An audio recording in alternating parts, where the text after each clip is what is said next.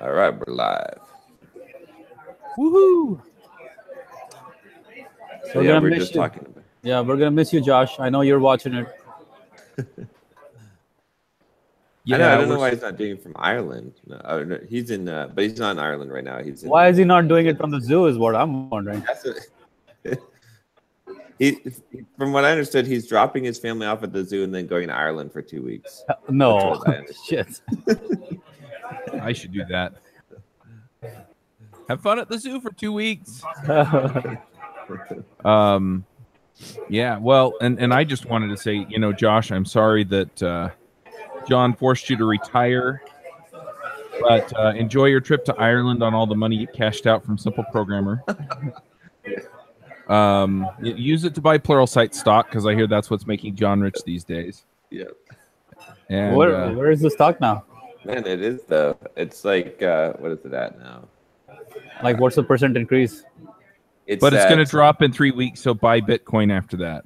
It's basically at $28 right now. I got it at 15. So what is it now? It's $28. I got it at 15. So you doubled your investment already. Almost. I've made I've made about $260,000 on it right now.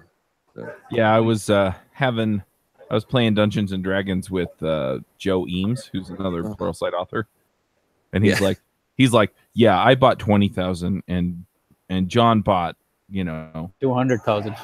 200, and he's made like $300,000 on it. He's like, I should have bought more. I really should have bought more. I told him. Aaron Frost was pulling the same thing, right? He's like, I wish I'd had more money to buy more. All of this sounds great in hindsight, but if it got down, they would be like, look at John, such a fucking blah, blah, blah, Yeah. Stocks are a funny game. It's guaranteed though, almost with Pluralsight, like with the IPO, like getting in on the on the initial IPO. Their numbers look terrific, and they really there was not a good chance they were going to go down. So. I knew I was going to make $5 a share, about at least. Like there was no way I was going to lose money on it, because I was going to put a trailing stop loss on it immediately anyway, which I did. I have a 20% trailing stop loss on it. So the worst I'm ever going to do, I think at this point the worst I can do is make $200,000. So that's rough. Yeah, so that's awesome, man. Yeah, it's cool. Yeah. We'll see where it goes. I'm hoping to be able to hold on to it for a year, that stop loss doesn't hit, so I can get the short-term capital gains on it. I mean the long-term. We'll see. Yeah. Anyway, so this week's been kind of fun. You remember last week I told you that I told all my co-hosts I wasn't recording with them for a few weeks? Yeah. And I think I'm going to extend that over the week of the 4th of July, and then I'll come back after that. Okay. But yeah, so this week's been kind of nice. I've been just hammering out stuff on Podwrench and then just not pushing it. Yeah. So I've been playing games with my kids and doing a lot of stuff like that. And what's really funny is that some of the stuff that I had been working for a while has been coming back around. And I've got 3 different sponsors or potential sponsors. One of them came through for about $20,000 worth of sponsorships.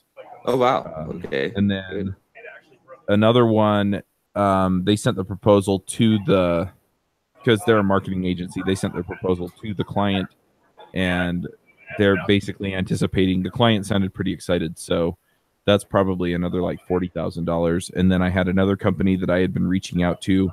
And this is the thing with the follow-up. Even if nobody follows up, I'm now convinced that it works. It just takes a long time because I've been bugging them forever. And they came back and they said, we're going to be running a 3-month campaign, August, September, and October. And we want to sponsor as many podcasts as we can. And so we're working out the details there. So they asked me for a proposal. But if they do that, that's probably another $40,000 or so. And and it's funny too, because a lot of this came through as soon as I said, I'm not going to freak out about all this stuff. And I wonder if there's a little bit of serendipity there as well. There is this concept of persisting on persisting. Yeah. John and I were talking about one time, but it's the same thing. Sometimes, persistence, we think of it as a linear thing that it's not working. I tried it, still not working, so screw it.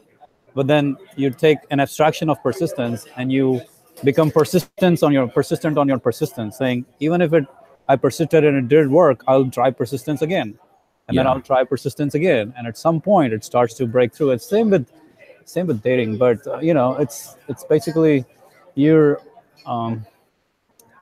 the more you are in their inbox, the more they are likely to keep knowing about you. Yeah. Trigger. I think too, though, that a lot of these folks, I think it plays into human nature, this persistence, especially when it comes down to dealing with other people, because a lot of these folks are just busy, right? I mean, I'm reaching out to marketing folks, and so I'm kind of staying warm in their consciousness, but they're not telling me to go away. Yeah. And it's because they're vaguely interested, but they're not like writing it off as, I'm not doing podcasts, or I'm not going to do his podcast or anything like that. And so the continued persistence, eventually it gets to the point where they're looking for some new option, and mine fits the bill close enough to where they give it a better look, and then they come back and go, yeah, let's do it. Or I've been thinking about this for a while, let's try it. And I think that's where this comes through. And so, I'm also working on my offering and trying to make sure that it provides the value so that they keep paying for it. Because it's much easier for me to get somebody on board and keep them on board, I think, than it is for me to keep lining up new sponsors every 6 months or so. Absolutely. Yeah. It's also like in email marketing, there's a concept that because your subscribers are not unsubscribing, even though they are seeing your email, they're not unsubscribing. That means they're cool with you. They just are not interested in whatever you're saying right now, but in the future they will be. So even if they didn't open any email, just because your email is there and they're not unsubscribing, it's okay. We're still making progress with them, because at some point they will. We're still making progress with them. Yeah, absolutely. Because I've bought products after like 1 year of not even opening an email, and then suddenly I see that email that totally speaks to me, and I'll be like, all right, I need it right now, so I'll just go ahead and buy it. So, well, that's why email marketing works the way it does. I mean, we talk about it a lot on the show, and Josh will sometimes talk about things converting at like 5 or 10%, but it's not because those products aren't applicable to everybody else on the list. It's just that that's where those people's minds are at the time. And so that it's the same thing. It's that persisting, even though, at any given time, the vast majority of your list isn't going to buy from you. Yeah.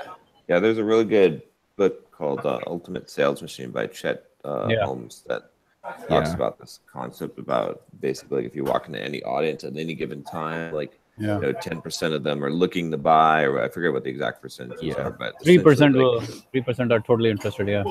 Yeah, and I've read that book. It's a terrific book. If anyone's listening to this, it's a terrific book. But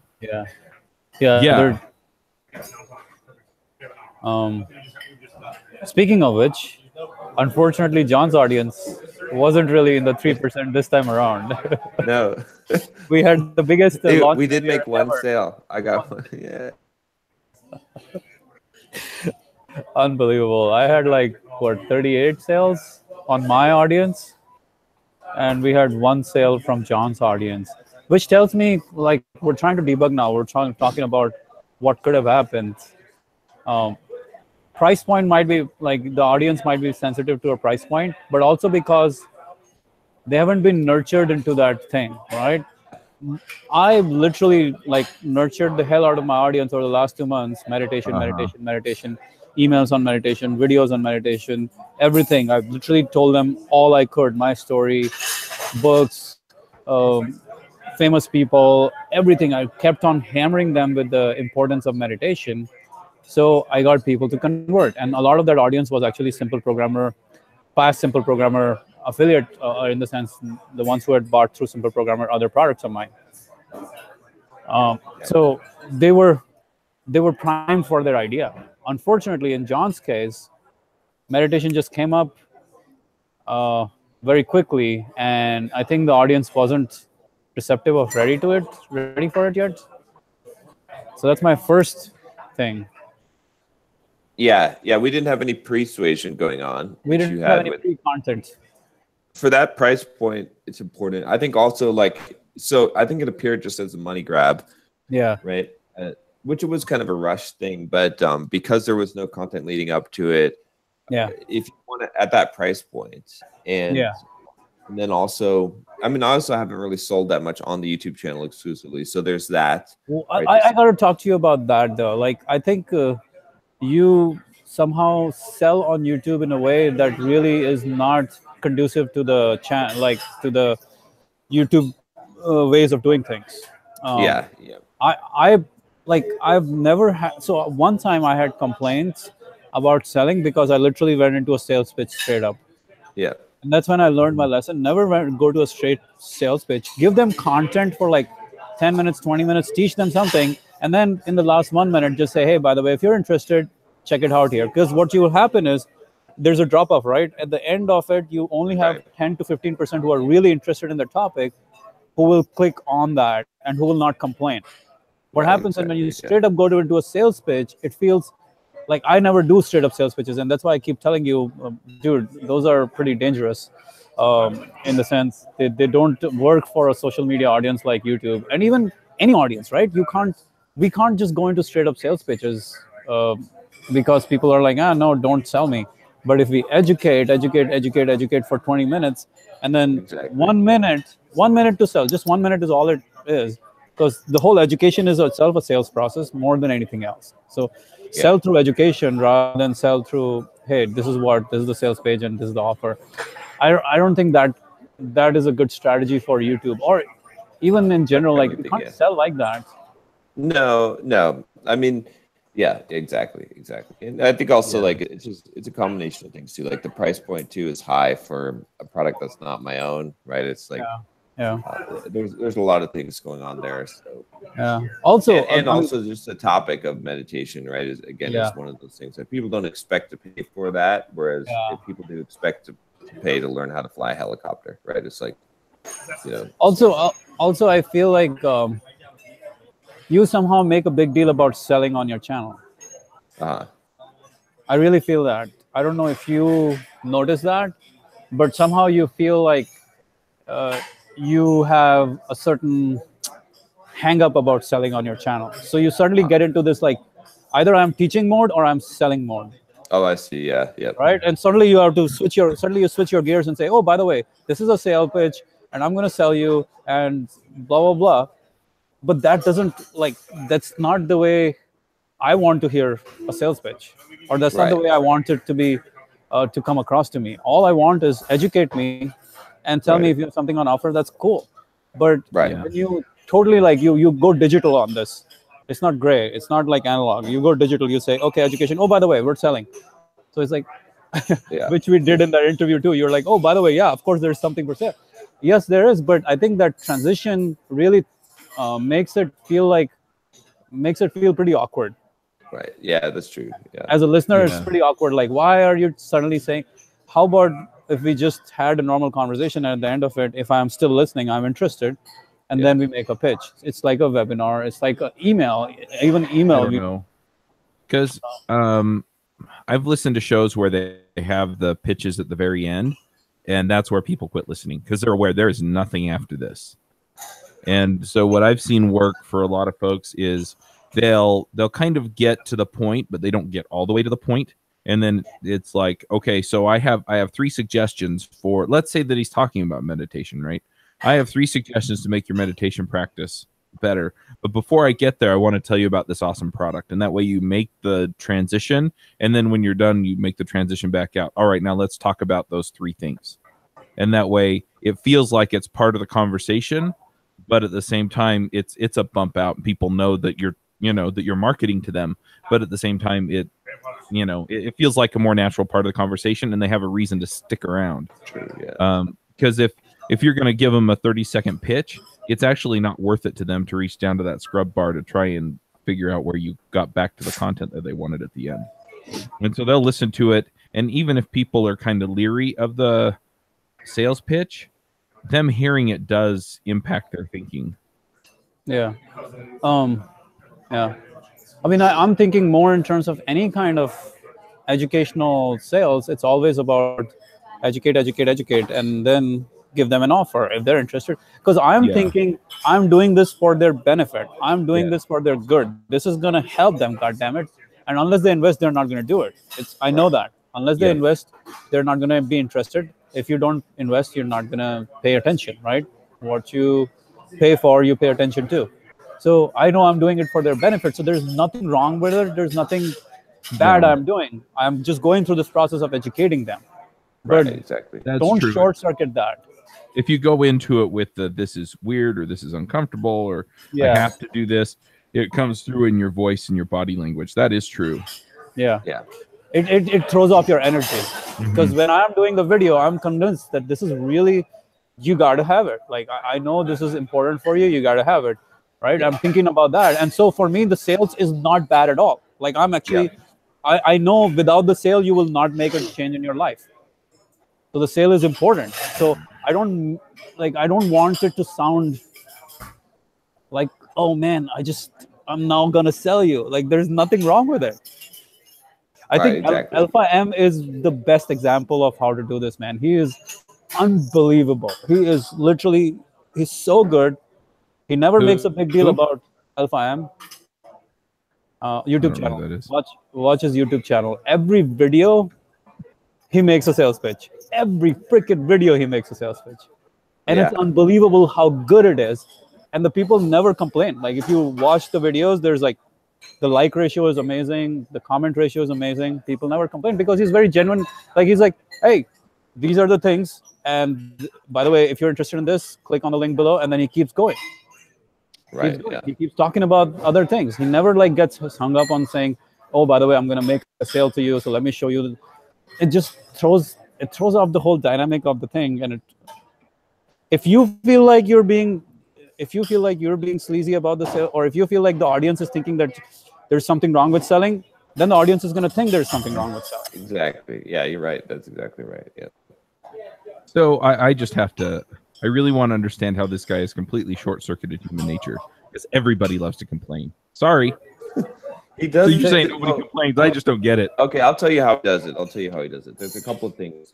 One is that he engineers the entire video around the sale, right? But two is that he makes it, because he does that, he makes it so that it's like this. It's like you want this thing, because if he's telling you, 10 ways to trim your nose hair, and like number 5 is some tool that does it for you, right? You're like, oh shit, I want that, right? Because you're already interested in the topic and you've already gotten those hints. And like one of them is this tool, right? It's like he had one, like here's a good example, actually, a practical example, which I bought from, which was one where he was like, how to keep 3 ways to keep your shirt tucked in, right? Or maybe it was like 4 ways or something like that. And one of them was like the underwear tuck, right? And so he demonstrates the underwear tuck. And then one of them is like, I forget exactly what it was. So it was like suspenders, and then the one where he was selling the thing is he's like, oh, okay, so this is how these I forget what you call them, but they basically clip to your socks, right? And then they clip to your shirt, right? And he showed how those, and he's like jumping, and it's like, so by the time he's gotten to that, you're like, oh damn, I want some of those things. That's awesome, right? Like it's like you're getting what you want, essentially. So it doesn't, like, you don't, when you see him selling the thing, you're like, oh, I'm glad that he's selling this thing because this is what I want.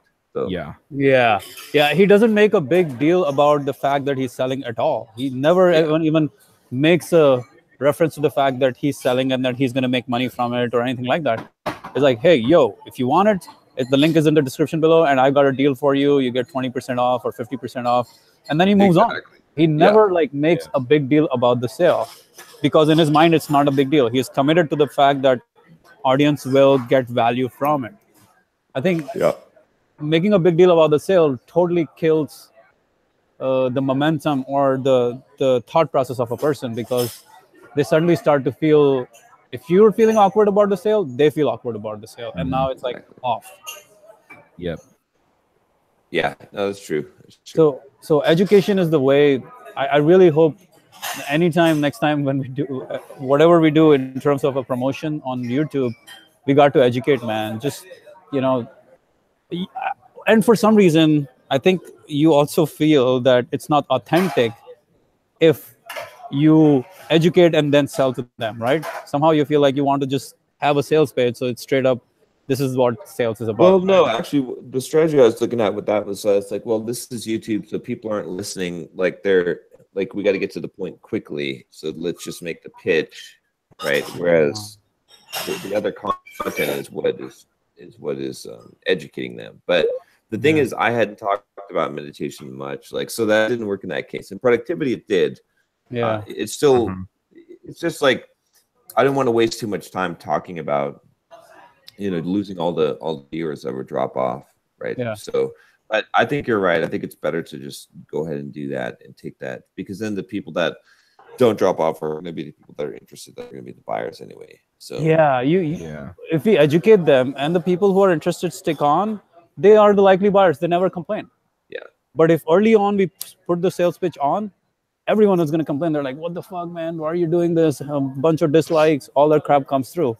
But if you wait it out till the end, they don't complain because there's value in them. They are the ones who are interested. They will see through it. I mean, they will watch it all the way through. That's what I meant, not see through it. And they should see through it in the sense they realize that I've taught you and now I want to change your life. Yeah. I think, there's quite a few things we learned from this promotion shit. Exactly. Yeah. Oh, man. But yeah, the sales page, I think now I'm thinking we just wasted 1,000 clicks. Yeah. They could have, if I had a webinar, if we had sent traffic to a webinar for a $300 product, we could have still converted if we could grab their attention for the webinar, all right, and make them watch the damn webinar for an hour. We could have still done it. But with the sales page, coming off cold for a $300 product, it was difficult. But with a webinar, we would have done better. So, but now it's over. Fuck it. Well, and I think John's point too, if he had been talking more about meditation and the benefits of it in his other videos, I think people would have latched onto it more. Yeah, because he would have basically primed people for it. It was a lot of like pre content and pre-content that was missing in this one. Yep, but the funny thing, here's what happened. The funny thing happened on my audience side, right? So my audience, part of which is from Simple Programmer, right? The ones who had bought my products through Simple Programmer promotions. What happened was initially the sales page had just me on it, and John's testimonial video was at the bottom with like no awareness of, whatever. Then what I did was I actually put John's testimonial video on top of my video. Yep. So they watched John's video before they watched my video, and it was for all of my audience. What they did was it literally really bumped up my audience's or my Simple Programmer audience's interest for the product, because they now saw that John was interested. John was actually learning meditation and John was getting value from it. So they could see that this is so valuable, right? Yeah. But I had prepared the same audience over the last 2 months talking about meditation books and this and that. So they were primed for that idea. But then when John says, hey, it really helps, now they're ready. Now they're like, okay, well, now I believe that this actually works and I like it. I'm going to invest. So the same sales page didn't convert for John's audience because they felt like John's just trying to, I don't know what happened there, but price point, probably lack of pre-content, lack of a lot of pre-content in this case, I guess, because I did like 2 months of pre-content for that. Yep. Yeah. It's also, I mean, if you think about it too, you also had the list of buyers that already bought, right? So those were the prime list. So they already got the intro from your list. Yeah. So there's a lot of factors that are going on there, but yeah, I think, I mean, if I were to do it again, I would definitely say that we'd want a lower price point for whatever we're pitching to as an affiliate on an audience. Like that's number one. Number two is I would like a video series of me like benefit from meditation and things like that. I just have a series that's already going. and then at the end of it, have an evergreen pitch, like, right? So like we set up the series so that it's always got some kind of pitch at the end. Yeah. And then basically have like the sales pitch be talking about it very indirectly, just saying if you want to learn more about meditation. Yeah, I think yeah, I agree with all of those. And if the price point was higher, a webinar would have been. I mean, if the price point, if 297 is actually the price point at which you want to sell something, then I would say a webinar is what we need. A sales pitch will not convert. Yeah. Right. Another thing would be to dump them just right into your funnel so that you can exactly email, right? So my that goal would be to just drop them into your funnel. Yeah, exactly. Because I think what worked for the productivity thing did not work for this, because there's a different level of it's a different kind of product. Book summaries is a very known product. Nobody has to think too much about it. It's a very simplified product. Here, there's a lot of trust involved. Who is this guy? Why should I learn from him? All that stuff has to be built up. Exactly. And that won't be built up that quickly. It will take time.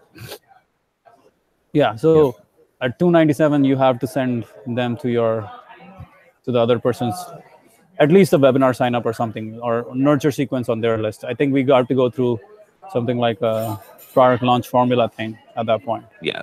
Yeah, exactly. Yep. Yeah. No, straight up sales page won't work. Yep. It's just, you can't just go up and be like, look at me, I'm sexy. Yeah. I think it could have worked if we had a really low price point product, which was just a recording of the meditation workshop. Yeah. And you had actually done some pre-content on it, and it was maybe like a really low price point recording of the product. That's it. No coaching, nothing. I think people would have gone for it just with a simple sales page at that point. Yeah. There could have been an upsell to a bigger thing, but Yeah, exactly. There could be an upsell to a bigger thing after that, but the base would have worked. Yeah. Well, that's fine. It's a learning experience. We'll see. I mean, I haven't really sold a lot directly on YouTube either, so we'll see when I sell my own product on YouTube too, how that. Yeah, but I would still, like, no matter whose product you sell, I would really urge you to rethink your strategy on what is sales on YouTube, to really think about sales as something that's really genuine and good for them. Yeah. And just don't make a pitch very fast, very early. Make a pitch slowly, or at the end. Like, I really think if you try that strategy, Alpha M, fucking Alpha M, man, I mean, unbelievable. Nobody does it like Alpha M does. Shit. Yeah. Even Antonio doesn't do it. Antonio does it sometimes, but Alpha M is just like ridiculous. What is his thing again? What is his just Alpha M. Just style, men's style. Alpha M? Yeah. Men's style, grooming, fashion, all that stuff. He has like over 3 million subscribers. That's awesome. Yeah. And his like ratio is really good. His comment ratio is really good, which tells you a lot that people are cool with his sales. Yeah. Oh, so guys, check this out. So I got an email yesterday from a casting director. Oh yeah. For a home improvement television show. They're looking for the host, a lead host. So they wanted to get in contact with me. They saw one of my YouTube videos. I'm guessing, Manny, that they saw the YouTube video that we did with Tom. Yeah. Where I was kind of acting as the host in the car, right? Yeah. But I think that's what they saw. Yeah. Anyway, that just came out as well. So I called the guy up yesterday, and he's like, "Oh yeah." He's like, "We want to get you as the host of the show. It's not a pilot. We already had the pilot, so it has been picked up by the station, by CNBC already. So CNBC. Oh wow. And he's like, we ran the pilot. The host of the pilot, the test audience did not like. So my job is to replace him with someone more personable, like, so he's like, I watch your videos. I want to submit you to the studio. So today, in a few hours, I've got a Skype call with them where they're going to record it and do basically like a demo reel, kind of like they're going to submit that to the studio to get approval from the studio. But if that goes through, I'll basically be hosting a investment property home improvement show, like for short-term rentals. Nice. Something we can't talk about on the show right now. But you might or might not have experience about that. Yeah. So yeah, that'd be cool. That'd be pretty cool. So we can all be famous by association. That's right. We'll be the entourage. There we go. Got to get me some bling. Yeah. Nice, man. Nice. I think there will be some real auditioning as well, right? In LA, or where is it? Live? No, I don't know. Maybe like a test. They probably will do it because it's pretty expensive to do something like this, right? All those home improvement shows are all in Canada, so he's gonna have to move to Vancouver or something. Yeah. Well, Why this is that? in LA. This is CNBC, but they're gonna do, but it'll be like around the country, like going to different homes. Basically, the premise of the show is I'll be going out to different people's houses where they have like a spare garage or an extra room, and helping them to figure out how to turn it into an investment property to be able to make extra money. Like an Airbnb property, right? Basically, yeah. I think so. Awesome. I think that's what they have. That's what they want. They want short term. Yeah, short term. Airbnb is the right thing. Airbnb. Yeah. Well, I hope it works. Yeah, man, that'll be fun. That'll be so that'd cool. be pretty crazy. You should. I don't know how if Tom could be involved in any way, but Tom could be like the big mentor in some ways. Yeah. I was thinking about that. That'd be because we're talking people making $1,000 a month. Tom fucking makes $1 million in those deals like that. Short, quote unquote, short term rental deals. Shit.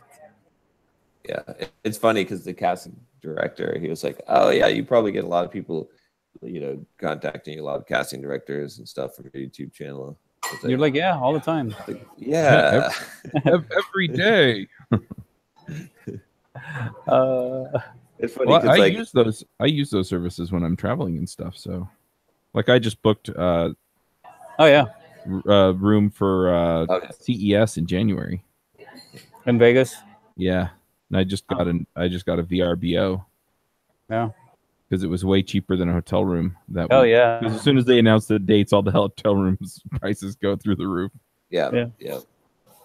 Well, the good strategy as a traveler is to make sure you just book that whole week out for whatever number of days, and then when they find out, just cancel every other date and keep that one. Oh, I could do that because the hotels would totally do that. Yeah, exactly. So book the hotel before. Usually guess about when it's going to be too. So. Exactly, you know which week it will be. So it's not any rocket science, really. Yep. Yeah, man. Yeah. So I think I'll have a whole the Me Too thing. Hey, there you go. John, are you going to sell something else on your channel, please? Am I going to? Yeah, just don't make a big deal about it. Just sell damn something on the channel which you feel really good about and you want to sell it. Just sell something. Because I think it'll be fun to go through that process of just getting used to selling on YouTube, and not feeling bad about it. Because I feel like you feel bad about selling. No. I sell on YouTube all the time. But here's the difference. Okay, I sell books on YouTube all the time, mention products all the time, put affiliate links in there all the time, right? But here's the difference. The difference is when it's an actual sale, you've got the time constraint, right? It's like a launch, it's a sale, right? It's like you've got to hit on those elements of urgency. Otherwise, you lose. But you only will get, I think above urgency is interest. So you only want to go after people who are interested. Who cares about the non-interested? So I think of YouTube as every video should be educational. Otherwise, don't put it out, right? Every video should be either educational or fun. Don't put it out. Don't put out a straight up sales pitch. Please don't do that. That's what I would say. Right. But if it's educational, even if it's urgent, it doesn't matter. It's educational. They watch it. you get 1,000 people to watch your videos anytime. In fact, what happens is the contrary. When you say something like, hey, save $200, sale, at least Rodrigo needs to make some changes on the freaking headlights. But Yeah. like that almost makes people not click them. That almost makes people like run away from that, right? So, but if you say, this is what I learned from meditation, this is how I learned to meditate, this is how I made my breakthroughs, and you have specific videos on that, people are much more likely to watch. Yeah, exactly. Yeah. Right? Even if we had broken down the video we had into 3 pieces and said, oh, by the way, and each of them you said, oh, by the way, at the end of it, you said, oh, by the way, you can buy this program at the end of blah, blah, blah. And we did 3 videos like that. That would have been so much better, because people would not have complained about a sales pitch, a raw sales pitch. Yeah, no, that's true. It's true. Yeah. If I weren't traveling, I would have probably had more time to work on it, but yeah. But again, like even when we did the productivity one, you straight up go to the sales page and you start talking about the sales page. And I feel like that is, that's why I duplicate the same thing that worked, because it worked for the productivity one. So, but the price point was smaller. We had a lot more credibility with the audience on that. Like it was about books. So, but even then, like I think it could have worked even better on productivity one if you had just taught them something more about productivity and then made the pitch. Yeah, that's probably true. Yeah, because more people that would have watched it, and more people would have like stayed on, and then because as soon as you say, hey, sale, people don't even want to click on it. Yeah, no, it's true. Yeah. But if you say my story on how like my biggest hurdle on meditation and how I overcame it, now people will watch it. And now you have a real story of what is going on. And then you say, oh, by the way, if you want to go through the same process, here's a link. That's it. 1 minute, man. Don't even go through 10 minutes of sales. 1 minute is all it takes. Yeah. After you've convinced them that this was useful for you. Yep. No, that's true. So I'm waiting for you to do the Alpha M style sales, man. Do something. That would be so much fun. Like, because you got you got to. I don't know why, but I feel like your audience needs to get used to the idea of you selling stuff like that and not worrying about it. Boosh! Yeah. I tied my socks to my underwear or my shirt. I'm sure there is some product he can sell, maybe not underwear. Actually, a bunch of clothing companies have been sending me free shit lately. So. Oh, there you go. John Jockey Shorts Sonmez. Actually, I like the Sax, SAXX. What is that? That's the underwear brand. Oh, they got a free plug. There you go. Their sales just went through the roof. Yeah, that and Tommy John's. Tommy John's is pretty good too. Yeah. Oh. Okay, what else? What else? I've decided to undertake a new book. I'm going. Nice. So, what did the agent come back with something? Yeah. So I'm doing a book called Bulldog Mindset, which will be basically what the idea of the channel, of the YouTube channel, kind of that same thing with the shift, but focused on the mindset, on transforming and building that Bulldog mindset. But I'm doing it traditionally published. So I talked to my agent, and he said, you need to write a book proposal. And he sent me 2 examples of book proposals. And it's a pretty big deal. It's not a small undertaking. So if I want to do that, I have to do a book proposal and send that to him. So I'll probably do that. Publisher you're looking at, or no? I kind of I feel like I could get like somewhere around maybe like 100K for advance on it. Like, so I'm looking for a good. I feel like it should be competitive simply because of the audience, some of the other books. Yeah, and also having already hit Wall Street Journal, best-selling list with software development books, where this is mainstream. So I think that. Is there any power outlet there? No. But yeah, we'll see. So I have the outline for the book. I have all the chapters, and I start writing actually. But I need to write the there's no power outlet there, right? Yeah. And when you're Okay. When you're writing your books, do you just take a certain amount of time every day and work on it, or how do you? So the first book I wrote, when I wrote Soft Skills, what I did was I did a chapter a day. Uh-huh. They're small chapters, right? Like 2,000 to 3,000 Right. words. So I spent about probably like 3 hours a day working on it, and I got it done in like 2 months. And then for Complete Software Development Guide, I did 2 Pomodori per day, so basically about an hour a day of writing, and just did that every day, and it took about 6 months. But it was also 300,000 words. Whereas this book also is only going to be about 80,000 words. So Okay. it'd be much faster. One thing I've learned about writing books is write short books. There's a whole bevy of reasons for doing that. One of them is just economics of the printing and price of it, right? It's like Right. a book that's 700 pages does not sell for a lot more than a book that is 150 pages, unfortunately. Right? You think like, well, shit, it's 700 pages. It's like almost 4 times the effort. It doesn't matter. 4 times the content, it doesn't matter. It's a book. A book sells for a book price. So Right. unless it's a textbook, but even then, like it's silly, like to try and play that game. So, and then not only that, in the pricing, the printing, right? So if you want to have a physical book, when you get up above 200 pages, you're fucked, basically. Like it's going to cost you a lot of money. So Really? Complete Software Developer's Career Guide is like 500 pages, and it's just we can't print it for less than like $20, basically, like with fulfillment and whatnot. So you can't price it for less than $25, and there's not much profit in there. It'd be so much better to be like a 200-page book. People want paperback in the $10 range because then it's really easy. It's an impulse buy, right? Exactly. The $10 price point, $9.99 on Amazon.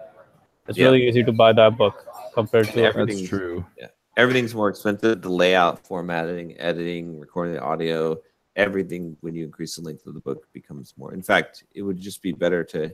I've been talking to Josh about this. Is we might actually do this with the Complete Software Developer's Career Guide, but if we break it into 3 books, which was one thing we were talking about initially, was to write it as 3 volume set or not, but that's a much better plan. You're making money 3 times instead of once. Your printing costs, everything goes down. All of that, basically is lower. So that's the thing. It's like you want to write smaller books for sure. How many words is power there? that?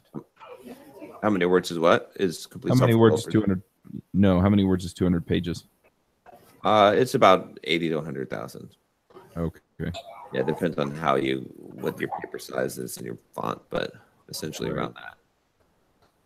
That's interesting. So you're gonna have to make it crisp this time around. Yeah, it doesn't. Yeah, exactly. Like a more focused topic, and if there's stuff that's not covered, save that for book 2, right? Because Save that for online videos. Yeah. That they can get access to by putting in their email address. Yeah.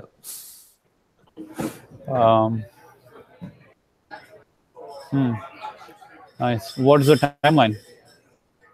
I don't have one yet until I've got a publishing deal in place. But I'll probably when I get back, I'll probably start committing to working on like maybe a chapter a day. In that case, the timeline would be like 2 months. So.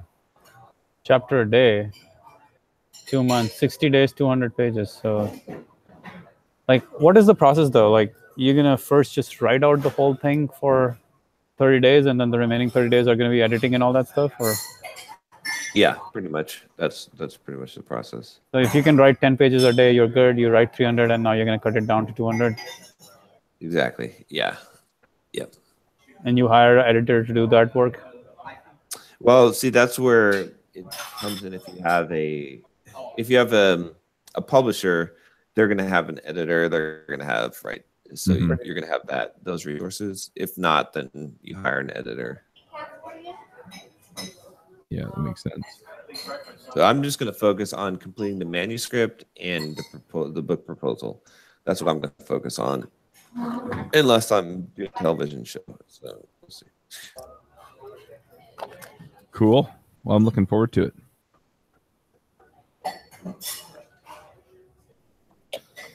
Sean's video keeps freezing. The best internet here. I've figure out, is this camera okay for, like, is this frame okay? Because I need to have like the best lighting, the best possible. Or should I use my iPhone for the But video? your camera, I don't know if the camera quality is good. It's very pixelated. Yeah, it is. I don't know if it's the camera or the bandwidth Connection. Yeah, I'm thinking it's the width. Like, dude, like Chuck's video is coming through in HD sometimes because his camera is also HD, but yours is like horribly pixelated. Yeah. Okay. I think my internet sucks. That's why it doesn't stay HD. What I'll do is I'll tether to my phone when I do the call with them. So. Yep. You're not getting a good connection. As far as yeah, the Wi-Fi kind of sucks there. But as far as the framing, though, it's okay with this camera. This camera is weird because it's like at the bottom of the. You can tell them that you are in Hawaii on a short-term rental. That makes it up for everything. Yeah, there you go. Yeah, that's true.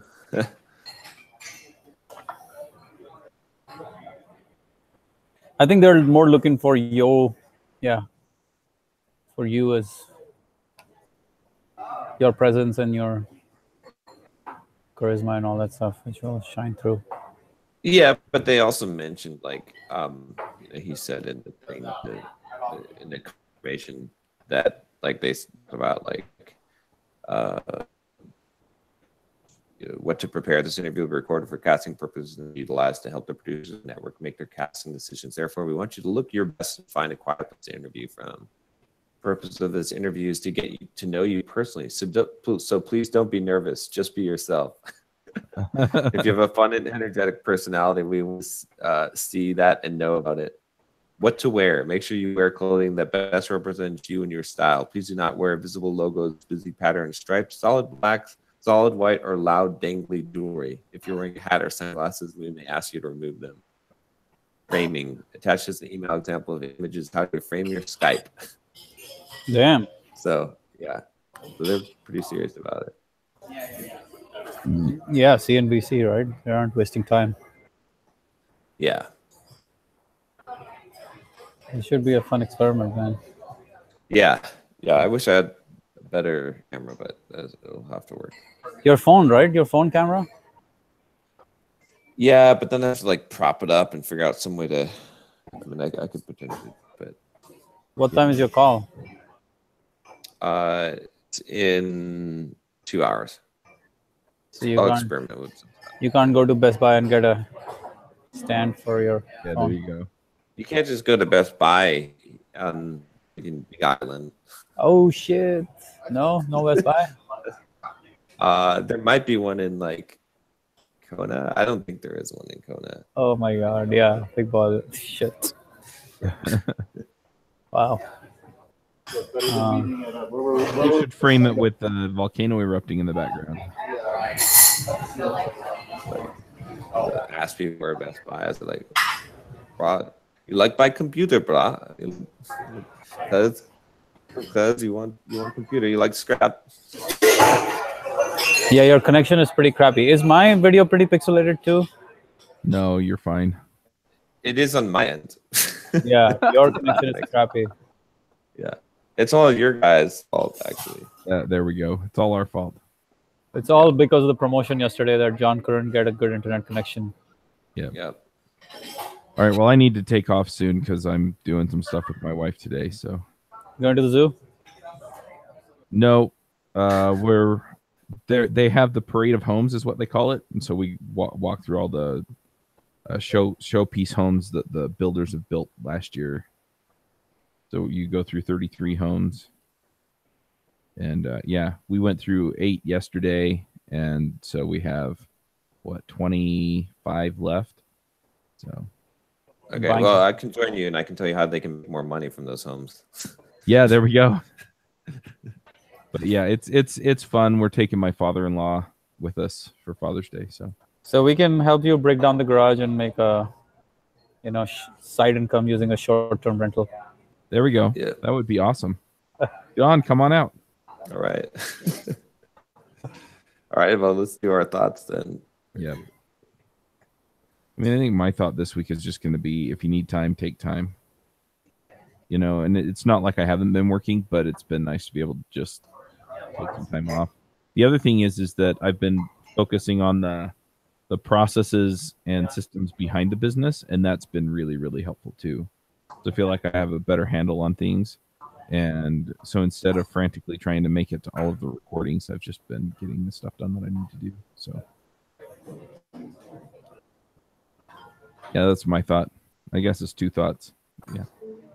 Working on your business instead of in your business.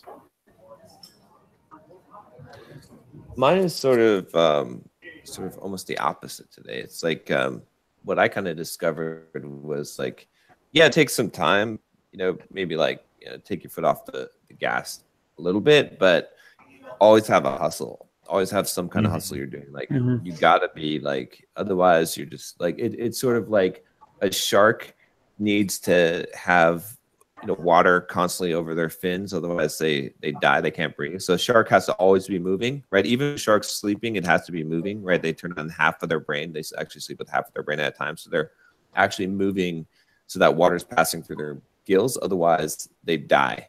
And it's the same with entrepreneurs, I would say, right? This is like, at least with me, I'm with like every human being. Yeah is if you're not constantly doing something, if you don't have at least something going on, some water passing through your gills, you're just gonna sink to the bottom and die.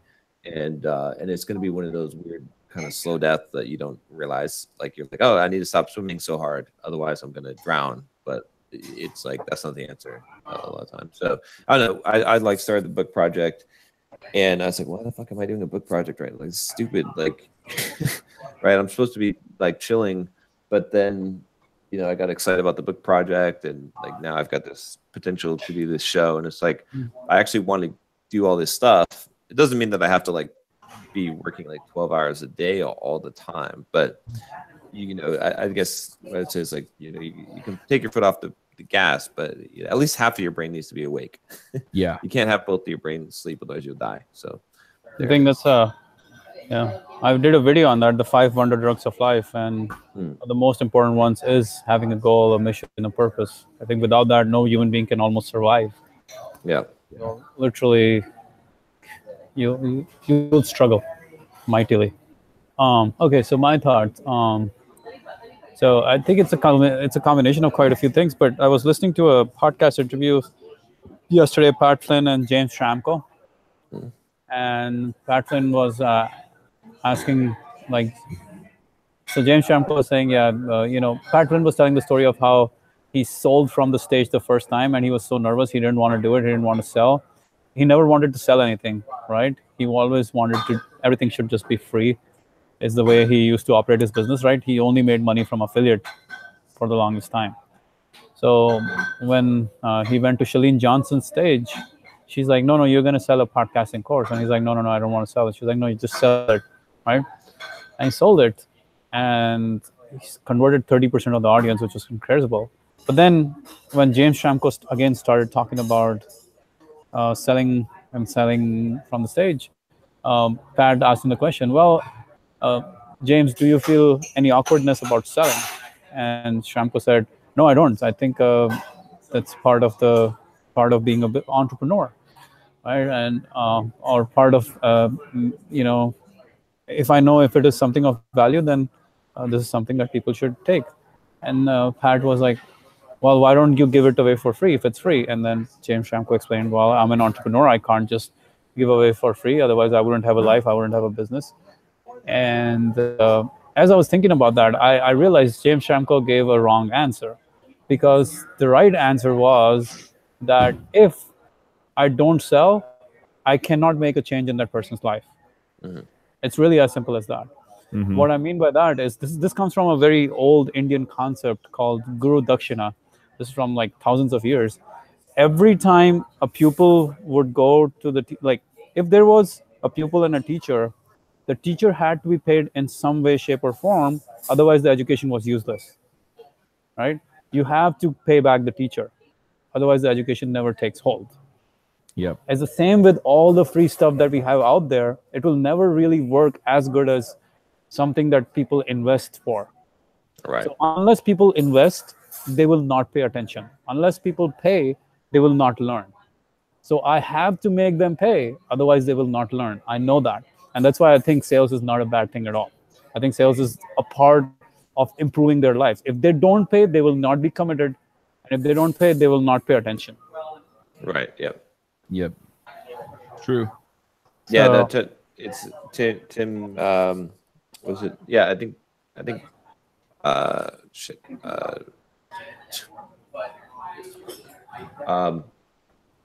Tony Robbins. Tony Robbins was talking about his first Jim Rohn seminar, right? And he had a mentor that was like, "Oh, you need to go to this. Like, it's $60." And and Tony was basically, "Oh, well, can you give me the $60 so I could go, to the seminar?" And he's like, "No, you have to work and make that money so you can go to the seminar, so you get something out of it." Yeah, exactly. If you don't pay, you're not going to get anything out of it. There are so many people, just like, there was some guy yesterday commenting that, hey, why don't you, something like so sacred, why are you charging for it? Why don't you give it away for free? The truth is, people will not use it. Yep. Yeah. Anything people give away for free, most likely people will not use it. When you buy a book yourself and you read it yourself, you're going to get 10 times more value than if you just try to get it for free somewhere. Just the rule of the world. True. Yep. All right, cool. Well, to next week. I'll be back, actually. Josh will be gone in Ireland. Yeah, you're back, what, Thursday you said? Wednesday, yep. Awesome. All right, guys. I'll see you later. Yep. See ya. Bye. Bye.